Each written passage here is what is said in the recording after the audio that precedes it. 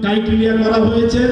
আমাদের অনেক নিবেদিত নেতা। কেন্দ্রীয় বিএনপির ভাইস চেয়ারম্যান বরকতুল্লাহ বুলু বলেছেন, দেশের স্বার্থে সবাই ঐক্যবদ্ধ।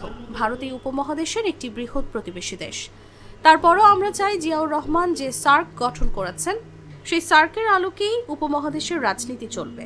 আমাদের সঙ্গে কারো বৈরিতা নেই, সবার বন্ধুত্বই থাকবে।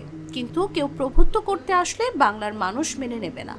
দেশের যে সংকট, এই সংকটে আমরা সবাই ঐক্যবদ্ধ, সকল রাজনৈতিক দল ঐক্যবদ্ধভাবে, ভারত একটি বৃহৎ প্রতিবেশী দেশ, আমরা চাই জিয়াউর রহমান যে সার্ক গঠন করেছেন সে সার্কের আলোকে এই উপমহাদেশের রাজনীতি চলবে।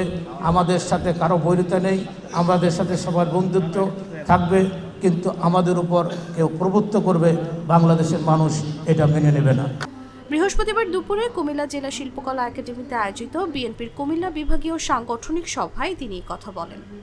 কুমিল্লা দক্ষিণ জেলা বিএনপির আহ্বায়ক আমিনুর রশিদ ইয়াসিন, সাবেক এমপি ও জাতীয় নির্বাহী কমিটির কর্মসংস্থান বিষয়ক সম্পাদক জাকারিয়া তাহের সুমন সহ জেলার বিভিন্ন পর্যায়ের নেতারা এই সময় উপস্থিত ছিলেন। সদস্য ইঞ্জিনিয়ার মইনুল তারেক রহমান তার নেতৃত্ব ছাড়া জাতিকে ঐক্যবদ্ধ করা যাবে না। ঠিক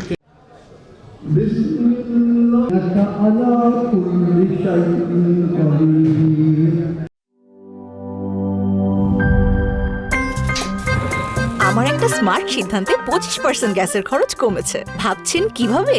সাধারণ গ্যাস স্টোভ বদলে আমি এনেছি আরএফএল গ্যাস স্টোভ। এর সাইন্টিফিক নজল ও ব্রাস বার্নার ক্যাপ সমানভাবে তাপ ছড়িয়ে রান্না করে দ্রুত। তাই গ্যাসও বাঁচায় 25%, টাকাও বাঁচে 25%। আরএফএল গ্যাস স্টোভ নিরাপদ ও গ্যাস সাশ্রয়ী।